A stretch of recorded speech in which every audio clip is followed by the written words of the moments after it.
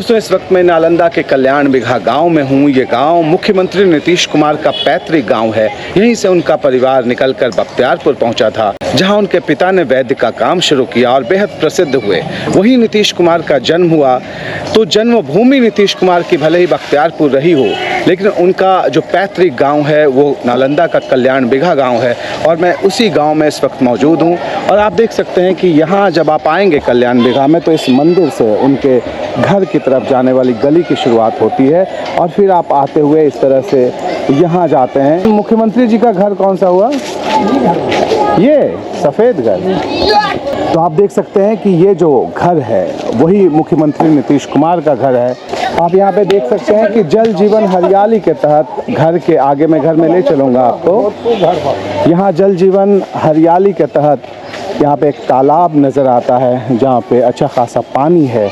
ये मुख्यमंत्री नीतीश कुमार का पैतृक घर है जहाँ उनके पिता ने जन्म लिया था और यहीं से फिर वो बख्तियारपुर गए। तो दोस्तों, इस वक्त मैं पहुंच चुका हूं कल्याण बिघा में मुख्यमंत्री नीतीश कुमार के पैतृक घर पर। और यहां पर मैं आपको अंदर ले जाकर दिखाऊंगा तस्वीरें। नीतीश कुमार बिहार के मुख्यमंत्री, कैसा है उनका पैतृक घर, पैतृक आवास। ये तस्वीरें आप देख सकते हैं सीढ़ियों पर चढ़ के। आसपास की तस्वीरें मैंने बताई जब आप गांव में इस गली से यहाँ आते हैं और सामने यहाँ पे एक छोटा सा तालाब जिसका सौंदर्यीकरण किया गया है और यहाँ पे एक गली जाती है। और यहाँ पे जब आप आते हैं तो यहाँ सीढ़ियों से चढ़कर घर के अंदर आते हैं और यहाँ पे पहले से घर की तस्वीर जो पुश्तैनी घर है कुछ बदली हुई है। माता जी की प्रतिमा यहाँ पर नज़र आती है, नीतीश कुमार की माता जी की प्रतिमा। और यहाँ पे फूल लगाए गए हैं सफ़ेद रंग के। आंगन है ये, आंगन के उस तरफ हरियाली नज़र आती है। घर की देखभाल करने के लिए यहाँ केयर टेकर हैं। तस्वीरें नज़र आ रही हैं इस वक्त पूरे घर की, मैं आपको दिखा रहा हूँ। तस्वीरें घर के भीतर की मैं आपको इस वक्त दिखा रहा हूँ। ये तस्वीरें इसलिए ख़ास हैं क्योंकि बिहार के मुख्यमंत्री नीतीश कुमार जी का ये घर है। और जब मैं ऊपर की तरफ चलता हूँ छत की तरफ सीढ़ियों से, तो आप देखेंगे कि घर का रेनोवेशन कराया गया है। पहले घर मिट्टी का हुआ करता था और उस घर को अब सामान्य ढंग से ठीक कराया गया है और यहाँ पे ग्रिल्स लगाए गए हैं। अभी भी कुछ हिस्सा घर का नज़र आता है जहाँ पर आप देख सकते हैं कि यहाँ पर उस तरफ कैसे घर हैं। गांव के बीच का ये इलाका है, मुख्यमंत्री नीतीश कुमार का ये घर है। और यहाँ पे अगर हम आते हैं और देखते हैं तस्वीरें कि उनका वो जगह है जहाँ पे लोग आते होंगे बाहर से तो खाना खाते होंगे। हालांकि बहुत कम लोग यहाँ पे आते जाते हैं, कभी कभार ही खुलता है ये इलाका। और यहाँ से जब मैं यहाँ की तरफ आता हूँ, ये तस्वीरें देखिए उनके पुराने घर का हिस्सा हो सकती हैं। और यहाँ पर हमारे साथ मौजूद हैं रजनीश जी। मैं रजनीश जी से बात करने की कोशिश करूँगा।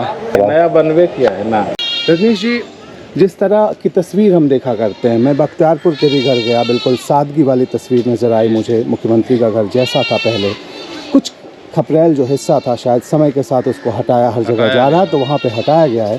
लेकिन बिल्कुल वही तस्वीर, सिर्फ एक सफ़ेद रंग वहाँ पे चढ़ा हुआ मुझे नज़र आया। मैं अंदर भी गया और तमाम कमरों में भी मैंने देखा कि बहुत ही सादगी, नीतीश कुमार की तस्वीर तक नज़र नहीं आती है। तो क्या कभी उन्होंने बताया कि इस तरह से देखभाल करना, ख्याल रखना उसका, क्या कहते हैं वो? जी वही चीज़ है। वो जो पहले मिट्टी का घर था ना, बहुत दयनीय स्थिति थी। कभी भी गिर सकता था। हाँ, कभी भी गिर सकता था। साहब जब आते थे तो गांव के लोग भी 5-10 आदमी यहाँ भी तरसी जाकर उनसे बोले कि सर ये तो ज़्यादा अच्छी है, इसको बना देना चाहिए। तो जो साहब कहें कि नहीं, हमको पैसा है, हमसे नहीं बनेगा। हमको कहाँ पैसा है? तो गांव के लोग थे, सब लोग कहें कि नहीं होगा, तो हम लोग बनाते हैं इसको। तो हम लोग सब शुरुआत किए, उसके बाद बनाए। तो बहुत सादगी, पहले तो एक गौशाला था, आगे देखे मैंने पुराना मकान भी, इसलिए मैं कह रहा हूँ कि मैंने पुराना वो मकान भी देखा था। वो मकान लगभग ऐसा लगता था जैसे 100 साल पुराना वो मकान हो। और ऐसी स्थिति थी कि वो समय के साथ बहुत जर्जर हो चला था, तो रेनोवेट कराना बहुत ज़रूरी था। अभी मुझे लगता है कि 2-4 कमरे बनाए गए ताकि घर के लोग जब आएँ तो यहाँ पे रह सकें। और सामान्य सुविधाएँ जो मैं यहाँ पर जाके मैंने देखी, बहुत ही सामान्य सुविधाएँ वहाँ पर नज़र आई। उतनी ही सुविधा जैसे कोई अपने घर में आता है तो 5 घंटे आराम करता है तो वो उस व्यवस्था में रह सके। इस मकान में ज़रूरी सुविधाओं के नाम पे एक टेबल 4 कुर्सी से ज़्यादा नज़र नहीं आती और सिर्फ ये दीवारों का एक मकान जी एकदम साधारण सा इस तो घर जी। वो अब आते हैं सतीश जी उनके बड़े भाई, वो बहनों के परिवार, क्योंकि माता जी का मैंने देखा कि स्मृति में यहाँ पे एक प्रतिमा भी लगी हुई है आंगन में, जहाँ फूल के 2 सफ़ेद फूल के पेड़ भी लगे हुए हैं। ऐसा है कि साहब और पूरे परिवार 3 टाइम जरूर आते हैं। एक 14 मई को पुण्यतिथि पत्नी के हुए, 1 मई को माँ के हुए, 29 नवंबर को पिता के। कहीं भी रहें ये पूरे परिवार इस तीनों अर्थी में आते हैं। यहाँ कल्याण बिघा आना ही आना है, आते ही हैं। तो बिल्कुल ये खास जानकारी दी रजनीश जी ने। 3 वो मौके हैं जबकि मुख्यमंत्री नीतीश कुमार अपने परिवार के साथ, भाई के साथ, बच्चे अपने बेटे के साथ यहाँ पे ज़रूर आते हैं। वो 3 मौके क्या हैं रजनीश जी, एक बार फिर से बताएं। जी 3 टर्म में आते हैं। 14 मई को पत्नी की पुण्यतिथि में, 29 नवंबर को पिताजी की पुण्यतिथि और 1 जनवरी माँ की पुण्यतिथि। ये कहीं भी रहें पूरे परिवार के साथ ये तीनों अर्थी में आते हैं। और गांव वाले लोग भी इस तरह को मनाते हैं ना कि एक त्यौहार टाइप के मनाते हैं उस दिन लोग 14 मई को तो लोग पहले तो चूल्हा भी बंद कर देते थे, एक दिन शोक मनाते थे यहाँ पे। 14 मई को जो पत्नी का जो ये हुआ उस दिन गांव में उस समय शुरुआत जब बीमार पड़े थे तो पूरा जग हुआ था। बहुत सादगी अच्छी से जीते थे सर। ये मकान भी बना ना तो जैसे गांव के लोग बनाते हैं हम ही बनाए थे इसको, देख रेख हम ही करते थे। तो पूरे सामान यहीं हरनौत बाज़ार से लाना, जिससे किसान के बनता है ना सब लोग, उसी तरह से ये बना। ये नहीं था कि हाई फाई ला के कोडरमा से आ रहा है गिट्टी, उधर से आ रहा है गिट्टी, ये सब नहीं हुआ। नहीं, बहुत ही मुझे अभी भी बहुत सामान, न कोई शीशा न कोई लकड़ी, एकदम साधारण सा।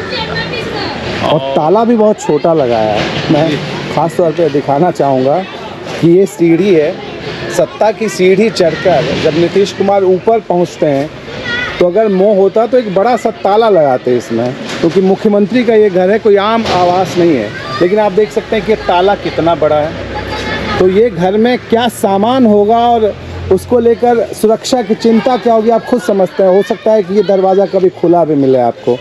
जैसा थोड़ी देर पहले मैं आया था तो मैंने देखा दरवाज़ा खुला, रजनीश जी को मैंने ढूंढा तो ये छत पे मिले मुझे, तो मेरी ये बातचीत शुरू हुई। जी रजनीश जी क्या कहेंगे? इस रूम में एवरी तो पिछले बार 1 जनवरी को 14 मई वाले में तो राज्यपाल भी आए थे इस घर में। अच्छा, आरिफ मोहम्मद खान जी भी आए थे साहब, यहाँ आ रहे थे तो राज्यपाल महोदय बोले कि हम भी चल लेंगे, वो भी साथ आए। दोनों का पुराना अपनापन है, वो जो सालों दशकों की दोस्ती है वो दोस्ती वो झलक दिखाई दे रही थी। कब ये पूरा बनकर तैयार हुआ, ये उस जगह जो पुराना वाला 1.5 साल पहले बन के तैयार हुआ। 1.5 साल पहले बन के तैयार हुआ। तो दर्शकों ये तस्वीरें हैं, तो लगातार हम इस सीरीज़ में आपको जय जय बिहार की सीरीज़ में दिखा रहे हैं। तमाम जगहों पे हम जा रहे हैं और जो नेता हमारे हैं, जो प्रदेश के मुख्यमंत्री हैं या फिर अलग अलग नेताओं के जो जिस जड़ से होकर वो यहाँ तक पहुँचे हैं, वो शिखर तक, उस सारी कहानी आपको दिखा रहे हैं। इसी कड़ी में ये फिर से एक बार तस्वीरें आपको दिखाता हूँ ताकि आप अच्छे से इस पूरे घर को देख लें। एक सामान्य सा मकान लगता है बिहार के मुख्यमंत्री का है।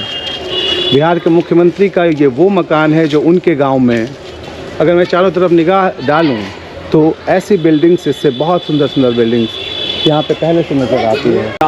इस साहब का उस ज़मीन जिसमें हम लोग लगा रहे थे एक लाइट एमपी फंड से, सब फाइलिंग वगैरह होता। ये तो साहब उस समय आने वाले थे 1 जनवरी को, तो वहाँ से डीएम साहब से कुछ उनके सेक्रेटरी कुछ पूछ रहे थे तो बताया कि ये बनना है, एक गेट बनना था वो कल्याण का प्रवेश होने के लिए। गाँव ग्रामीण लोगों का मांग था कि एक गेट बनाए, एक लाइट। क्योंकि मैं देखता हूँ कि मुझे गेट भी वैसा नज़र नहीं आता, कहीं कल्याण बिघा मुख्यमंत्री का फाइलिंग हॉल था वहाँ।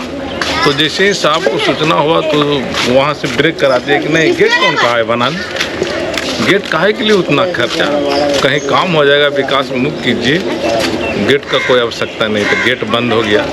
फिर लाइट का यहाँ था, ये लाइट भी गुम हो गया। लेकिन साहब को अंदाज था कि गांव के आदमी को लाइट चाहिए, ये तो साहब वहाँ से बंद कर दिए, बिल्कुल। लेकिन एक लाइट वाले को हुआ, वहाँ से हुआ कि इसका मीटर बिल कौन देगा। आप बता रहे थे बिजली बिल के बारे में, क्या ये तस्वीर नजर आ रही, लग रहे उद्योग मिल रहा, रोजगार फिर से एनडीए सरकार। मोदी जी की तस्वीर है और बगल में नीतीश कुमार मुख्यमंत्री जी की तस्वीर है, और यहाँ जनता दल यूनाइटेड के लगता किसी उत्साही कार्यकर्ता ने ये लगा दिया है, क्योंकि दीवार पे ऐसी तस्वीर मुझे नहीं लगता कि मुख्यमंत्री बहुत ज़्यादा इसको पसंद करने वाला है। कोई आया है लगा दिया है, करते लोग आया है, कोई लगा दिया है। आप ये बता रहे थे बिजली बिल वाली कहानी बताइए क्या है। बिजली बिल वाली ये टावर है ना जी, ये टावर में पहले एमपी फंड से एक लाइट वाला थी लग रहा था, वो तो साहब को पता चला तो साहब ने इनको रुकवा दिया लाइट बत्ती को कि इसका मीटर बिल कौन देगा, कहाँ से जमा होगा। फिर ये बैक हो गया, बिजली बिल कौन देगा, पहले ये तय हो जाए कौन देगा। तो हम लोग किए कि भाई सामुदायिक भवन से करके देंगे, लेकिन हुआ कि नहीं ऐसे नहीं होगा। फिर ये कैंसिल हो गया, लेकिन साहब को माथा में था कि लाइट, गांव के लोग लाइट खोज रहे हैं, तो उसी दरमियान में ये एक टावर वाले लिए अपना क्या, ये तो टेलीफोन टावर है ना, जियो का, जियो वाला टावर वाला है। जी जी, तो जियो वाला टावर ही मीटर लगा कर के दे रहे हैं मीटर भी। अच्छा, तो ये कहाँ कहाँ इस बिजली का इस्तेमाल होता है मीटर? ये यहाँ पूरे गांव, जिससे लाइट जलता है ना तो पूरे गांव इंजोर हो जाता है। अच्छा, उसमें लाइट जलती है, जो ऊपर सारी लाइट्स है। अच्छा, ये मैं फिर से अपने दर्शकों को बता दूं, एक बार आप टावर देखिए, टेलीफोन का टावर है ये, लेकिन इसमें जो लाइट्स लगी उसको गौर से देखिए, वो आपको नज़र आ रही होगी।